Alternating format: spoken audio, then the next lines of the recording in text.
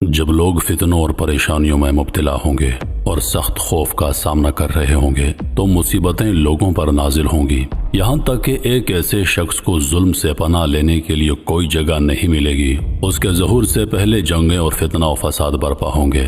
ہر بار جب ایک فتنہ ختم ہوگا تو دوسرا شروع ہو جائے گا، پھیل جائے گا اور شدت اختیار کر لے گا۔ لوگ اس قدر پریشان ہوں گے کہ موت کی آرزو کریں گے۔ اسی وقت امام مہدی بھیجے جائیں گے۔ ان کی آمد ایک ایسے دور کے آغاز کی نشانی ہوگی جو عدل و انصاف اور راستہ بازی کی بحالی سے عبارت ہوگا۔ ان کے ظہور سے پہلے مختلف نشانیاں اور آثار ظاہر ہوں گے جو آنے والے وقت کی خبر دیں گے۔ یہ علامات مختلف اسلامی نصوص اور روایات میں بیان ہوئی ہیں، جن میں سماجی ابتری سے لے کر قدرتی آفات تک شامل ہیں۔ ان میں سب سے نمایاں ظلم و ستم کا عام ہو جانا، جھوٹے نبیوں کا ظاہر ہونا اور بے مثال پیمانے پر قدرتی آفات کا آنا ہے۔ یہ واقعات انسان کو الہی مداخلت اور امام مہدی کی آمد کی یاد دہانی کراتے ہیں۔ البتہ ان کے ظہور کا صحیح وقت کسی کو معلوم نہیں اور یہ مومنوں میں ہمیشہ بحث و انتظار کا موضوع رہا ہے۔ بعض روایات میں آیا ہے کہ امام مہدی اچانک ظاہر ہوں گے، جبکہ کچھ میں ایک تیاری اور انتظار کا دورانیہ بیان ہوا ہے۔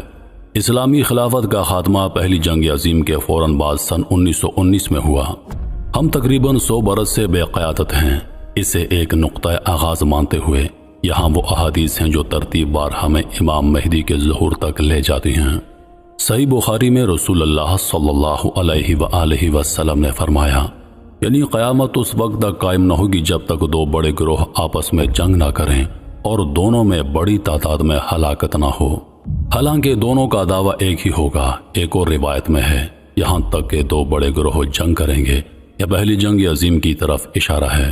اس کے بعد نبی کریم صلی اللہ علیہ وآلہ وسلم نے فرمایا، یہاں تک کہ 30 جھوٹے پیدا ہوں گے، ہر ایک دعویٰ کرے گا کہ وہ اللہ کا رسول ہے، یعنی ایک نیا دین یا طرز حیات پیش کرے گا۔ پہلی جنگ عظیم کے بعد کمیونزم، سوشلسٹزم اور کیپٹلزم جیسی نظریات دنیا پر مسلط کی گئی۔ ہٹلر اور اسٹالن جیسے لیڈروں کے ساتھ اور مرزا غلام احمد قادیانی کے آخری نبی ہونے کا دعویٰ بھی سامنے آیا۔ ان نئے نظریات کی کامیابی دوسری جنگ عظیم کے بعد یقینی بنائی گئی، جس نے دنیا کی بڑی آبادی اور پرانی طرز حیات کو ختم کر دیا۔ حقیقت میں یہ دونوں جنگیں اس اگلے مرحلے کی طرف لے گئیں جس کا ذکر رسول کریم صلی اللہ علیہ وآلہ وسلم نے کیا، اور وہ یہ ہے کہ علم دنیا سے اٹھا لیا جائے گا علماء کی موت کے ذریعے۔